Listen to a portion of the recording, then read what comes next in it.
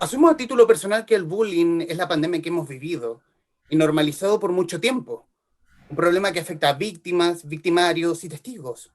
Pero el acoso que sufrimos nosotros en el pasado no es el mismo que viven hoy nuestros hijos, donde la tecnología es un arma de doble filo. Y bueno, y de eso hablaremos hoy en el capítulo del Traficantes de Cultura de Radio Touch TV, Mundo Películas, de Libro Show, y también de la historia de Katy Summer. A lo mejor la recordarán ustedes, una muerte que impactó al país a principios del 2018. Y hoy, en esta tertulia virtual, nos junta con Evangelis Zamorano y Emanuel Pacheco, autores de Yo elijo salvar, el legado de Katy Summer, editado por Aguilar, los padres de Katy. Leli, Emanuel, bueno, primero darle las gracias por aceptar esta conversación y sobre todo para hablar de un tema tan difícil y tan silenciado, yo creo que por lo difícil, que es hablar de nuestros jóvenes, de nuestros niños y hablar del suicidio. Bienvenidos. Muchas gracias, Humberto, por esta invitación. En verdad es un tema necesario de hablar. Es un tema difícil y yo creo que por lo difícil hemos obviado de hablarlo lo suficiente, pero un poco nosotros desde que lo vivimos nos dimos cuenta de que hay que gritarlo a los cuatro vientos para poder prevenir el tema, para poder prevenir suicidios, para poder prevenir situaciones de ciberacoso y más hoy en día en pandemia en donde la interacción digital de todos y todas ha aumentado a niveles estratosféricos. También nos dimos cuenta que el amor diluye el dolor y que una forma de diluir un poco el dolor que hay muchos que están sintiéndolo hoy día por las pérdidas que están viviendo, pérdidas no solamente de seres queridos, muy queridos, de compañeros de trabajo y de amistades, también están viviendo pérdidas de situaciones, de trabajo, de vivir en contextos totalmente distintos y que quizás pensábamos la pandemia se va a terminar rápido y que no es así. Estamos todos reestructurándonos nuevamente y ahí es cuando nos damos cuenta que no existe viento favorable para el que no sabe dónde va. Nosotros no sabíamos dónde íbamos, por lo tanto tampoco sabíamos qué viento nos servía. Pero escribir fue un viento favorable, el poder llevarlo a todas las personas, para que juntos podamos diluir el dolor con amor. ¿Y cómo nace la idea del libro? ¿Hay una idea como ustedes, de ustedes como fundación o una propuesta por parte de la editorial? No, para nada, nosotros como Ni la una ni la matrimonio, otra. ni la una ni la otra, como matrimonio, como familia, dijimos, tenemos que escribir, porque tenemos un hijo chiquitito, tengo un hijo más grande, pero tenemos un hijo chiquitito que en ese minuto, cuando fallece Katy, nuestra niña, tenía 3 años y medio.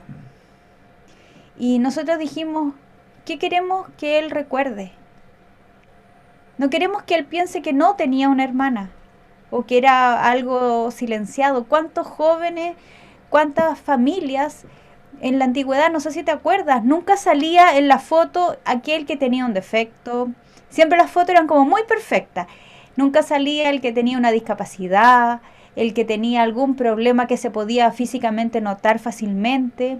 Nosotros dijimos, ¿cómo queremos que él nos recuerde? ¿Qué pasa? Nadie tiene la vida comprada. Yo no puedo asegurarte si al día de mañana yo estoy viva.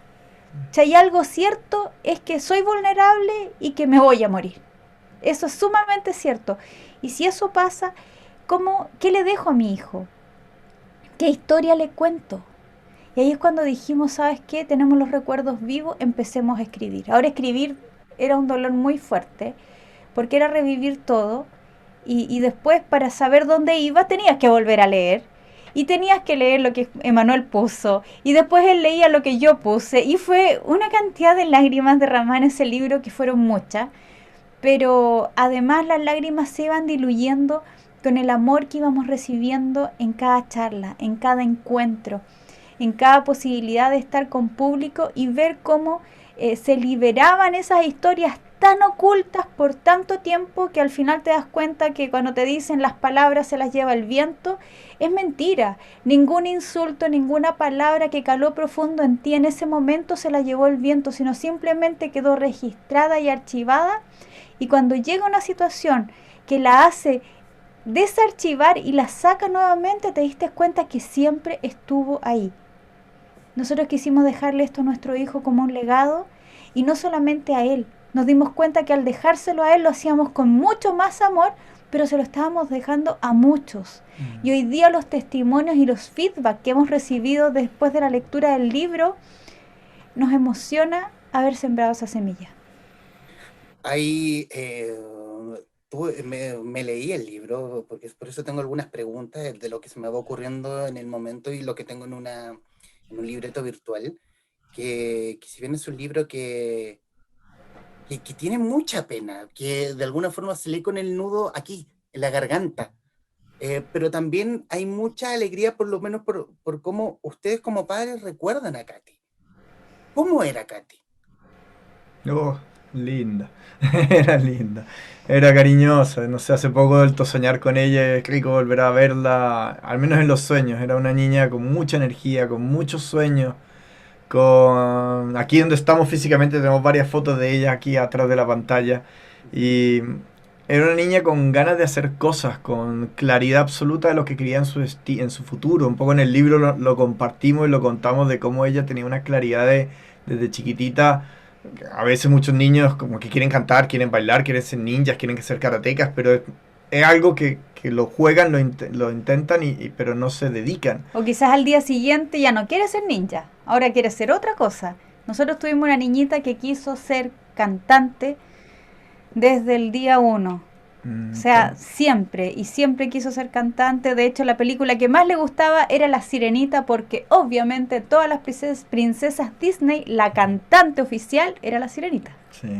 Sí, entonces era una niña así, era una niña muy alegre. El recuerdo que yo tengo de ella era una niña que nos empujaba a hacer cosas, que nos motivaba a hacer cosas, que nos demostraba que ella podía vivir sus sueños y que nosotros estábamos más que todo como para guiarla, para cogerla, para encauzarla de alguna forma, para asegurarnos que pudiera lograr eso que es lo que estaba ella soñando lograr. Y por eso fue que nos tomó tan de sorpresa lo que ella vivió, porque no lo vimos venir. La habíamos preparado para situaciones como esas, pero en un espacio digital. Y eso fue lo que nos sorprendió, un poco el haber vivido con ella tantas cosas, el haber aprendido tantos altos, bajos, tantos episodios.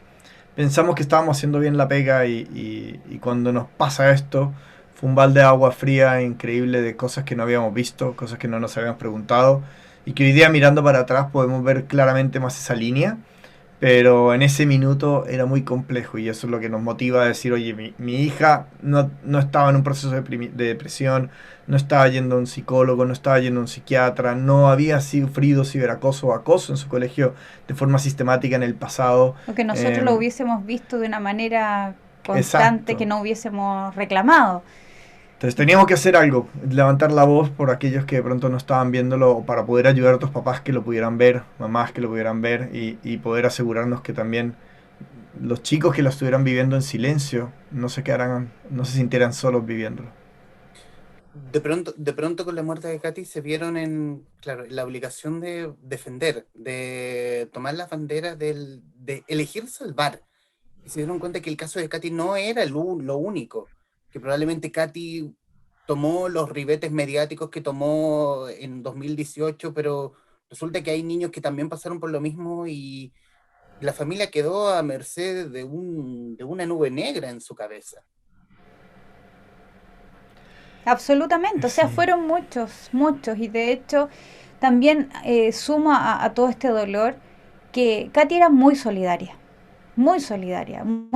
con los compañeros que estaban pasando algunas situaciones difíciles, ya sea educativa, ya sea de conocimiento, que no sabían, que no entendían, que estaban recién incorporándose en el colegio y que venían de otros países, muy solidarias con sus amigas, muy solidaria en todos los sentidos, y de repente, cuando llega el momento de que ella está viviendo una situación, ve que nadie levanta la mano por ella. Ese agotamiento, esa frustración, esa decepción es muy fuerte. Es muy fuerte. Es muy fuerte porque sientes que has sembrado y que has sembrado bien, pero cuando llega el momento ves que nada florece, que nada despierta. Y es como si te quisiera comprobar, te das cuenta que este mundo no es para ti, te das cuenta que da lo mismo sea como quieras ser tú, cuando llegue el momento, nadie va a levantar la mano por ti. Y hoy día cuando muchos jóvenes nos escriben, estoy en un momento donde de verdad mi vida no tiene sentido, es simplemente mostrarle, es un momento. Estás en ese minuto quizás del túnel donde todo te dice que no hay sentido, no hay por dónde, pero es un momento, es un momento. Y hay que pasarlo y tenemos que ser capaces de levantarnos para seguir y sobrepasar, respirar, tratar de desinflamar un poco nuestro cerebro para poder seguir adelante. ¿Y cómo se sigue adelante? Porque uno piensa y cree que... y uno lo ha escuchado, de que por lo menos si para quien es padre, uno no piensa, no se le cruza por la mente querer, perdón lo crudo, enterrar a sus hijos. Uno piensa que el hijo va a terminar enterrándonos a uno, Imagínate pero un pero no abuelo, al revés. imagínate un abuelo, que era algo que reclamaba mi papá. ¿Por qué yo? Con mi nieta.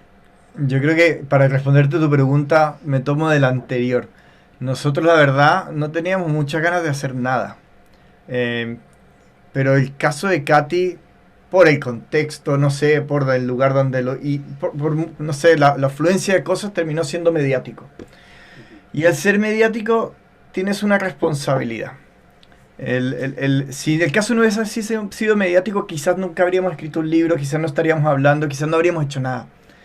Pero el que el caso fuera mediático nos obligó, nos puso a nosotros una mochila que nosotros no estábamos buscando, que no sabíamos que existía, y es la mochila al final de que nos dimos cuenta de, como tú bien decías, Humberto, de la cantidad de chicos que nos dejan, que nadie se entera y que el dolor queda en la casa. Y cuando nos empezamos a dar cuenta de eso y de que de alguna forma la prensa, darnos a nosotros pantalla, no nos estaban dando pantalla a nosotros. Nosotros teníamos que articular ese espacio para darle pantalla a lo que estaba pasando y asegurarnos de hablar de lo que estaba pasando. Y nos empezamos a dar cuenta que a medida que más conversábamos, íbamos a comunidades escolares, compartíamos lo que habíamos vivido, compartíamos lo que aprendíamos, dejábamos un espacio en el cual los jóvenes podían hablar, donde nos podían contar lo que estaba pasando, donde los podíamos apoyar, acompañar y darles ese abrazo que no les pudimos dar a Katy. Eso nos fue sanando a nosotros. Eso nos fue a nosotros trayendo un espacio de paz, como de un cambiar el por qué te victimiza, el por qué a mí, por qué yo estoy teniendo que, como tú bien decías, enterrar a mi hija, que es crudo, pero es lo que es.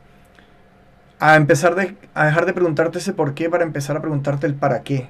Y cuando estás ayudando a las demás personas es que te das cuenta que en ese proceso te sanas. Entonces, ¿cómo se sigue adelante? Buscando a quién ayudar, buscando a quién apoyar, buscando a quién acompañar. No encerrándote en tu dolor, no encerrándote en tu pena, que también es válido.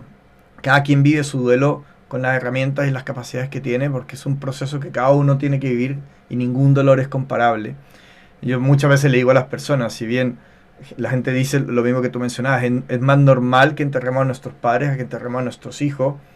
El dolor de perder un padre o una madre que uno ama con pasión o con cariño no es comparable tampoco con el dolor de perder una hija. No es mayor, no es menor, son dolores personales. Pero a nosotros lo que nos sirvió, y lo compartimos mucho en el libro, es el ayudar a las demás personas. Es cuando tú te pones a disposición de que a través de lo que te duele, ayudar desde ese dolor a otra persona que también pueda estar sintiendo un dolor parecido.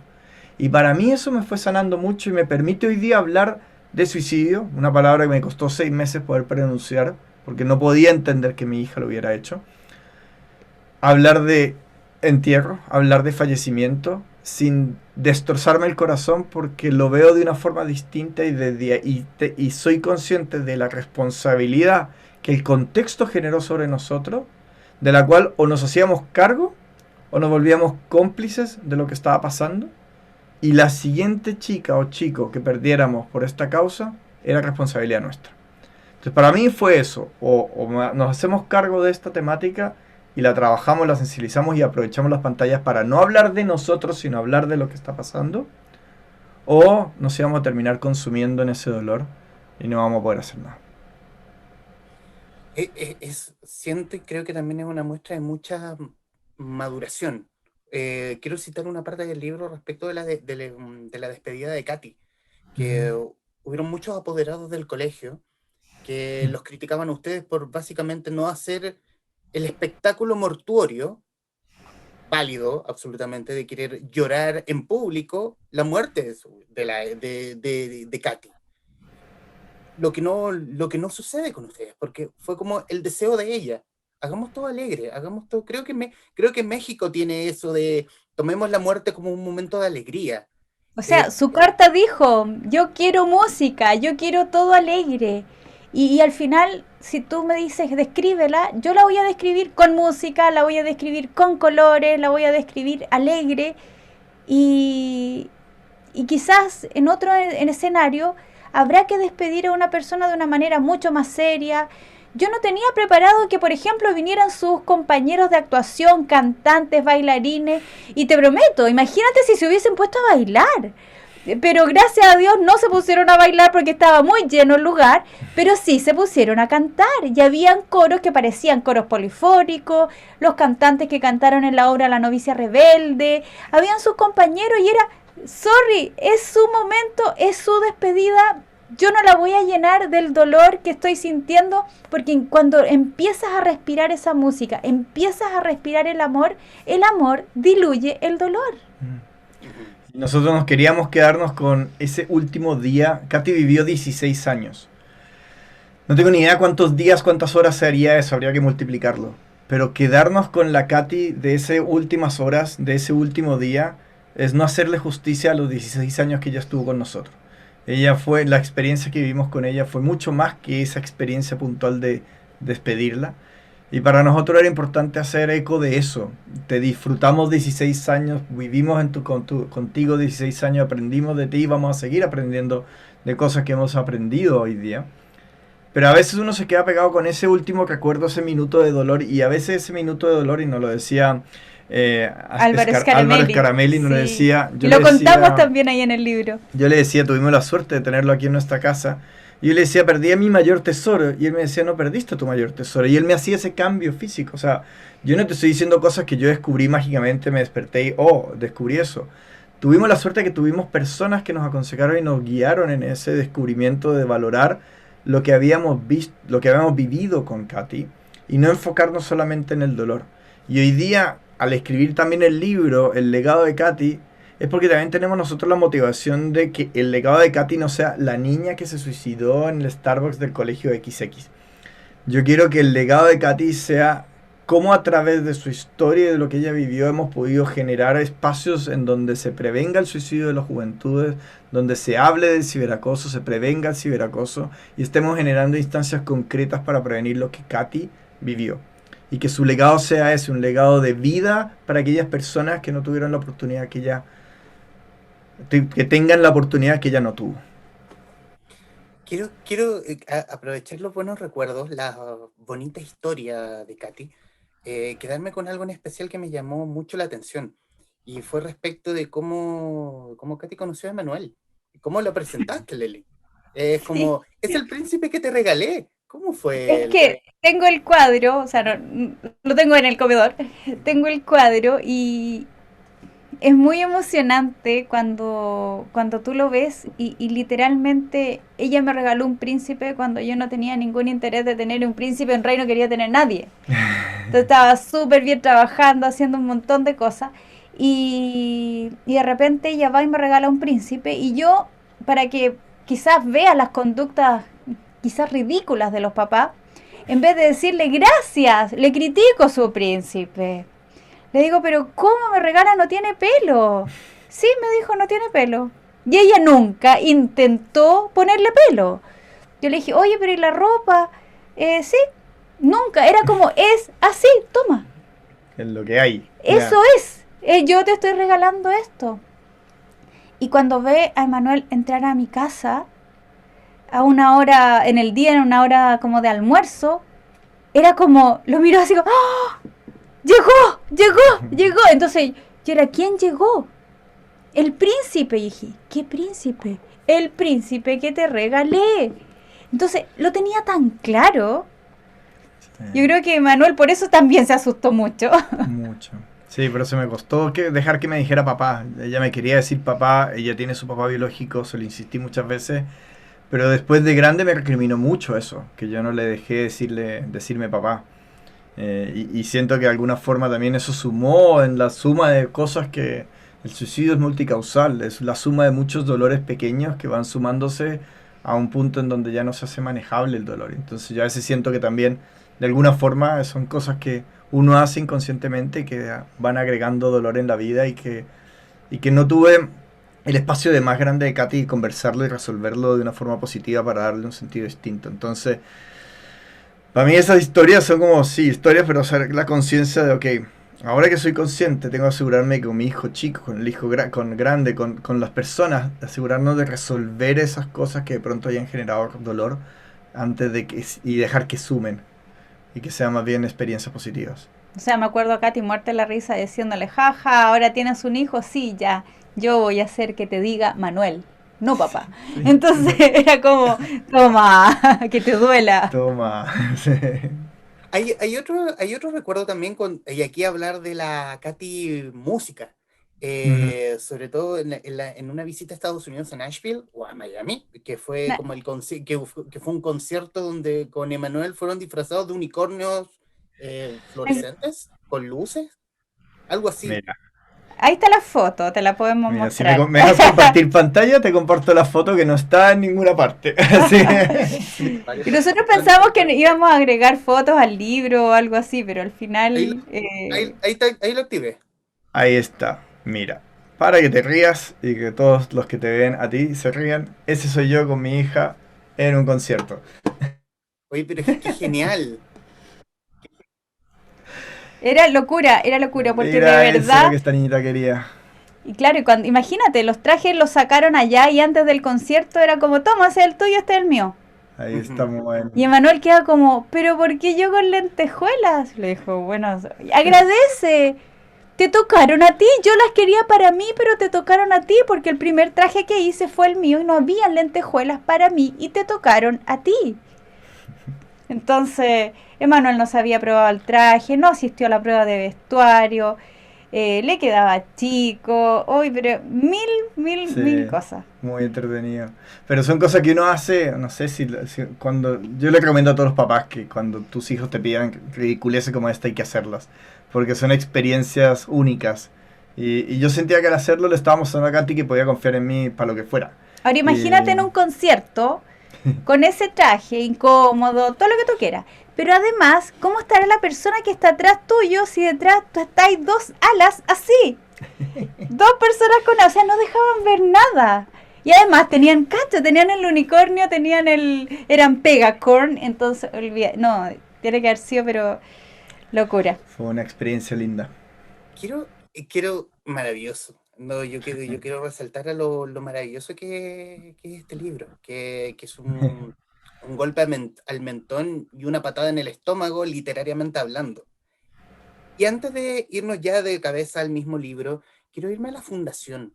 ¿Cómo nace la fundación? Respecto, porque un año después de la partida de Katy, nace la fundación Katy Winter. ¿Cómo se gesta? Porque ya tenés las ganas de, yo elijo salvar. ¿Y cómo lo hacemos para hacerlo más oficial, eh, quizás más grande en el fondo? ¿Cómo se gesta la fundación? Es loco, porque de hecho hoy día posteé en el chat, en el Instagram de la fundación, Una foto que nos enviaron. una foto que nos enviaron de hace 3 años, en 5 de junio del 2018, perdón, 8 de junio de 2018, junio de 2018. Imagínate, mayo, junio, o sea, 22 de mayo al 8 de junio. ¿Cuánto había pasado? 2, 3 Nada. semanas que ya estábamos nosotros reuniéndonos en ese entonces, era Bárbara Soto. Soto, quien era Seremi de Educación, y ya estábamos reuniéndonos con ella y con varias instituciones, fundaciones que trabajaban la temática del ciberacoso, para hablar acerca de cómo podíamos prevenirlo. Y ahí partió sin saberlo. Nosotros en esa instancia lo que queríamos era por lo menos identificar cuáles eran las personas, entidades en Chile que trabajaban temas de acoso escolar para hacerlos visibles. Y en ese mismo año, en octubre, con ayuda de Starbucks, nosotros perdimos acá tiene un Starbucks. Yo nunca pensé que en mi vida iba a volver a un Starbucks. pero las personas que se nos acercaron a nosotros fueron tan amables, tan grandiosos de corazón, que nos facilitaron poder hacer un conversatorio durante 4 días con transmisión online, en una época donde todavía la lógica online no era tan importante, y logramos 1000 personas conectadas todos los días. Es bastante relevante en un contexto que no estábamos en pandemia. Así que de poco a poco la fundación fue naciendo, sin nosotros buscarlo, pero más como un espacio para compartir lo que nosotros habíamos aprendido. Y cuando nos empezamos a dar cuenta que ninguna de las demás fundaciones que estaban abordaban el ciberacoso como temática central asociada al suicidio, fue que nos sentimos en la obligación, porque no fue como un deseo, pero nos sentimos en la obligación en este contexto de responsabilidad que te mencionaba, de hacer algo, de no quedarnos callados. Nos empezaron a invitar chicos, una fundación, Espacio Mejor, nos invitó a hacer una charla en Viña a líderes estudiantiles. Primera charla que damos en la historia, compartiendo nuestra historia, y fue tan lindo el feedback que ellos nos dieron de lo que vivieron. También lo relatamos en el libro. Que desde ahí nos paramos y dijimos, lo que los chicos nos dijeron es, nosotros no queremos seguir escuchando a profesionales viniendo a dar una charla acerca de cómo el bullying es malo. Ustedes son agentes de cambio y nosotros nos miramos. Y ellos papás. Nos decían, ustedes son papás que lo han vivido, ustedes son una experiencia, y ustedes son una experiencia que además no se están quedando callados y que están haciendo algo positivo, y que no están tampoco buscando destruir a quien agredió a su hija, sino que están buscando que esto pare. Entonces a ustedes los queremos escuchar. Y después nos llamó un colegio, y después nos llamó otro colegio, y en el 2018 creo que dimos 20-30 charlas totalmente donadas, totalmente gratuitas, en las que los colegios nos invitaban. Y fue loco. Ya para mayo de 2019 dijimos, ya esto hay que formalizarlo con un nombre y apellido, Fundación Katy Summer por el nombre artístico de Katy. Y un nombre que se cambió casi a los 10 años, y todavía yo tengo un timbre de quinto básico, Katy Summer, y todo, nombre donde escribió incluso las pruebas de los colegios, y por lo tanto era su nombre que ella escogió, que ella se puso. Por eso para nosotros siempre fue Katy Summer. O sea, si tú me buscas en mi teléfono, también te registras como Katy Summer. Y hay un tema con la fundación, y bueno, y obviamente con los padres, que es obviamente hacer la alfabetización digital para los padres, como para saber en qué están los hijos.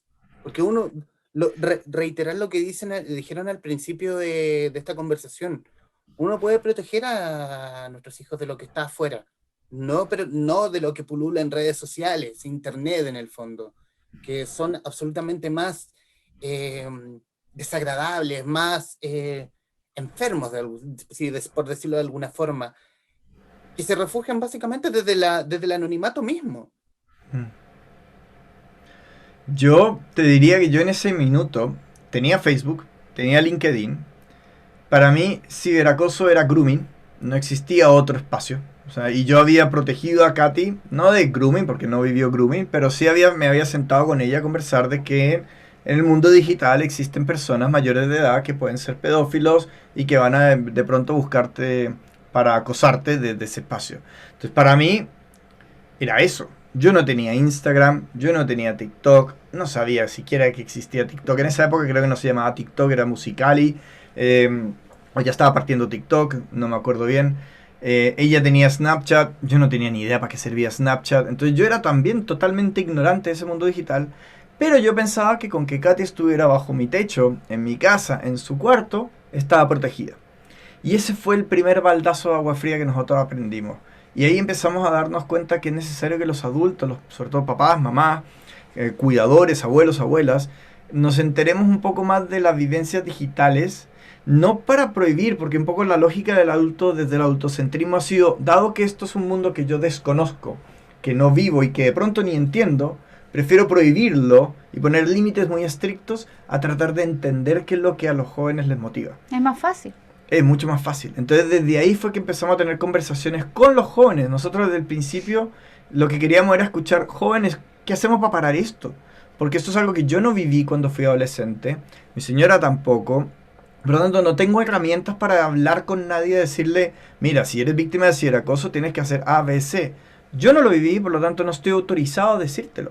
Entonces nosotros sentamos jóvenes de 15 a 18 años, tuvimos varios conversatorios con muchos jóvenes en los cuales nos iban contando lo que pasaba realmente, cómo lo vivían, qué es lo que sentían, por qué para ellos era importante estar en las redes sociales.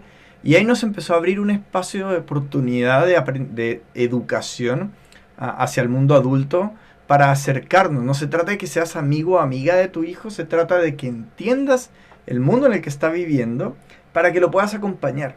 Generalmente en las charlas que hacemos, yo le planteo a los papás y a las mamás el ejemplo sencillo. A ti, tú dejarías a tu hijo de 10 años, lo llevarías a la esquina de tu casa, que se suba en una micro y le dices, bájate cuando llegues a la Moneda, por decir un punto central. ¿Qué va a hacer tu hijo? Se va a subir a la micro, pero ¿va a saber dónde tiene que bajarse? ¿Se va a sentir seguro de subirse en esa micro? Va a ir sentado, va a ir parado. ¿Te vas a sentir tú tranquilo de esa acción de que hiciste? Quizás muchos papás van a decir, wow, pero es que no tengo ni idea si lo voy a volver a ver. Jamás haría eso. Pero bueno, cuando tú tomas a tu hijo de 8 años y le das este dispositivo, una pantalla negra, le estás haciendo lo mismo. Toma, como veo que tú eres más ágil que yo en esto, tú andas solo. Y aquí no llegan solamente al centro de Santiago, aquí pueden ir a cualquier parte del planeta por hacerlo relacionar físico.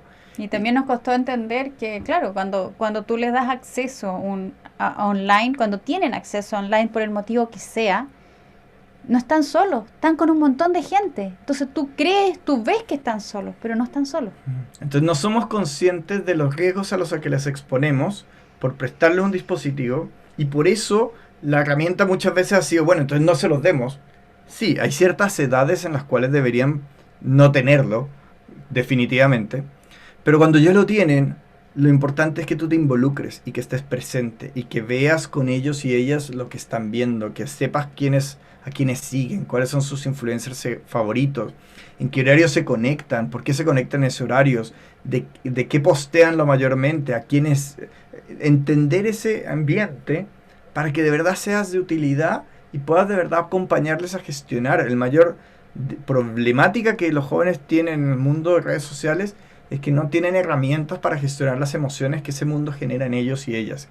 Y ahí es donde venimos los adultos. Tenemos que estar disponibles para ayudarles a gestionar esas emociones, y por lo mismo tenemos que crear esos espacios de conversación para que nos puedan contar y para poder conversar. ¿Qué es yo elijo salvar? Yo elijo salvar es la decisión que toma el testigo salvador. Nos dimos cuenta que cuando alguien sabe una noticia, cuando todos saben una noticia, todos somos responsables.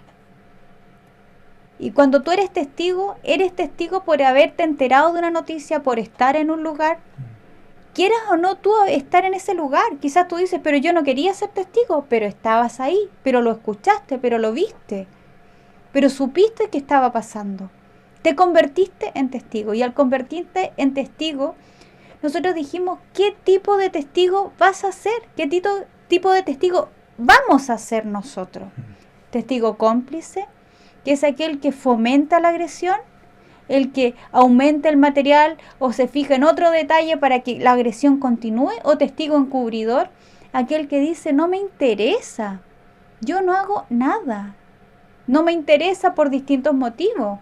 No es mi hijo, no es mi hija, no es mi compañero, no es mi amigo. Simplemente hacer nada es mi opción. Entonces necesitábamos, porque ni el testigo cómplice ni el testigo encubridor nos servían. Y como no nos servíamos, necesitábamos crear un personaje que sí nos sirviera. Y ahí pensamos la Katy. Y decíamos, ¿qué hacía ella cuando llegaba un compañero al colegio que no sabía el idioma, que no tenía idea de nada? Era fácil. Quizá alguno podría decirle, hola, chao, si entendió bien, pero nadie lo iba a llevar a la sala, nadie le iba a explicar esto, cómo funcionan las cosas. Pero ella lo hacía. Entonces dijimos, ese es un testigo, pero no es ni cómplice ni encubridor. Ese testigo lo salva de la situación. Lo incorpora a un grupo sano, a un grupo de las cosas que a él le gustan. Entonces, busquemos a ese testigo y cómo, si no está, creémoslo. Y ahí nos dimos cuenta que existía en muchas partes muchos testigos salvadores, pero para ser un testigo salvador tenías que tener un compromiso. No es como, listo, yo no soy esto y por descarte soy lo otro. No, necesitábamos un compromiso. Y en cada charla, Humberto, en cada charla, ojalá que alguna vez tenga la oportunidad de ir a una charla nuestra, a cualquiera, o a la charla Yo Elijo Salvar, que es la charla que hemos dado en muchas partes de Chile, casi todo Chile, donde te decimos cuántos están dispuestos a ser testigo salvador. Y el que está dispuesto toma un compromiso y hace una promesa y se pone la mano en el corazón. Por eso va a haber muchas fotos de la Fundación Summer donde están todos con la mano en el corazón y con la otra mano arriba diciendo: yo me comprometo, no voy a agredir, voy a ser solidario, voy a ser empático, voy a ayudar al otro. Yo elijo salvar. De ahí sale el compromiso. Y de ahí sale un grito fuerte que se escucha en esos lugares, muy fuerte y que muchas veces se repite varias veces, donde todos toman la elección. Porque si tú no eliges, no hemos llegado a ninguna cosa. Cuando tú eliges una cosa, estás desechando otra. Y por eso queremos siempre ponerlo en muchas palabras. Voy a ser empático, voy a ser solidario, voy a cuidar. ¿Por qué? Porque hoy día me decido y elijo ser un testigo salvador. Y de ahí nace el grito fuerte que cierra esta promesa, que es el yo elijo salvar. Tú mencionabas antes, nosotros el lanzamiento lo hicimos el 22 de mayo del 2019, junto a Humberto Maturana, que en paz descanse. Y él nos decía, si ustedes quieren cambiar una cultura, tienen que entender que las culturas es un conjunto de conversaciones. Y si quieres cambiar entonces una cultura, tienes que cambiar las conversaciones. Y por eso es que el libro, nuestro grito y nuestro enfoque ha sido hacia el testigo salvador, hacia el yo elijo salvar, y no esta lógica de no más bullying contra el ciberbullying, porque lo que queremos es cambiar la conversación, no de una conversación negativa, no de poner en el centro un fenómeno que es negativo y dañino, sino tratar de generar el espacio de responsabilidad y que la conversación sea ¿qué puedo hacer yo por alguien que lo está pasando mal? ¿Qué puedo hacer yo por algo que es injusto? ¿Qué puedo hacer yo por algo que no debería estar ocurriendo? Y que si lo estoy dando cuenta es porque tengo la distinción para decir, esto está bien y eso está mal, ¿qué voy a hacer? Entonces nuestro enfoque está siendo hacia ese lado, hacia cómo cambiamos una conversación por una sociedad más empática, por una comunidad escolar, una comunidad universitaria mucho más que abrace, que contenga, que no sea generadora de dolores. Quien ejerce violencia es porque está viviendo violencia. Es algo que también tenemos que aprender a entender. En el bullying, en el ciberbullying, no hay alguien bueno, no hay alguien malo. Hay dos personas o dos seres humanos que están sufriendo. Y por lo tanto tenemos que acoger ese sufrimiento y ayudarlos a transformar ese sufrimiento en algo positivo. Hay que hacerse responsable de si quien está agrediendo tiene que hacerse responsable de sus agresiones. Pero eso no significa que no pueda cambiar sus actitudes y que no pueda aprender a hacer las cosas de una forma distinta. Y por eso que nuestro enfoque ha sido hacia eso, el yo elijo salvar. Porque yo, Emmanuel Pacheco, elijo al elegir, deja de hacer algo, pasa a hacer otra cosa, hacer algo por los demás. Y eso es salvarlos de ese sufrimiento que puedan estar teniendo. Chicos, y bueno, en los minutos finales de esta conversación, hablar nuevamente del libro y hablar del feedback lector, o repercusiones, por decirlo de alguna forma. ¿Han tenido ese feedback de quienes han leído el libro, de alguna forma de la comunidad escolar a la que perteneció Katy? Porque imagino que deben estar atentos a que hoy sacaron un libro, imagino yo. Mira, de los únicos que no hemos tenido absolutamente ningún feedback es de ellos. Pero tampoco lo esperamos. Pero sí hemos obtenido feedback de muchas personas, de personas que están estudiando literatura, de otros autores, de personas que trabajan en lo que es salud mental, de personas que trabajan en medicina, por ejemplo, nuestra adolescentóloga. Sí. Y hemos, especialmente de los chicos, lo que nos encanta es que escuchan el llamado a un movimiento social responsable. Y lo escuchan, y cuando lo escuchan a través del libro, acogen el llamado y comienzan a hacer cosas. Es como, leí el libro y me atrevo a contar mi historia. A mí me pasó, y sacó un montón de dolor que tenía guardado. Papá, y hoy día estoy haciendo esto. Padres que están regalando este libro a sus hijos. Hijos que están regalando este libro a sus padres. lo incorporaron en la biblioteca de la no discriminación del observatorio. Entonces, imagínate, está llegando a muchos lugares y eso, y que sea incorporado en la biblioteca del observatorio de la no discriminación, considero que está logrando hitos simbólicos que un par de papás que no tenían idea, claro, el concepto de bullying, que hasta escribían mal bullying, hoy día es mucho más, ya es otra cosa, ya es algo mucho más grande. El yo elijo salvar es un compromiso de vida. El yo elijo salvar no es solamente un grito, es simplemente decirte acá hay un baile y te estoy sacando a bailar a ti. ¿Qué vas a hacer? Bueno, Leli, Manuel, primero darle las gracias. Darle las gracias por esta conversación, por esta ventana que hicieron para poder conversar con nosotros, con los traficantes de cultura. Mencionar lo que dije, ¿no? Y que se lo dije a Manuel antes de que Leli llegara. Es un libro que se lee con la garganta apretada, con la garganta y el estómago apretado. Porque si bien yo no soy padre, pero si bien uno siente uno siente esa pérdida. Probablemente yo no habría tomado la actitud que ustedes tomaron si a mí se me hubiese muerto mi niña. Pero por lo menos es un libro distinto a lo que pueden, muy extraño, como es un libro extraño en este abanico literario, porque no habla desde la denuncia, sino desde el amor. Y eso lo hace un libro tremendamente entrañable, bonito, un libro que rescata la memoria de una Katy brillante, reluciente, tremendamente talentosa. Si la buscan en Spotify, Katy Summer, hay recomendación de este lado. Y es un libro tremendamente bonito, sobre todo para tiempos difíciles como lo estamos viviendo hoy.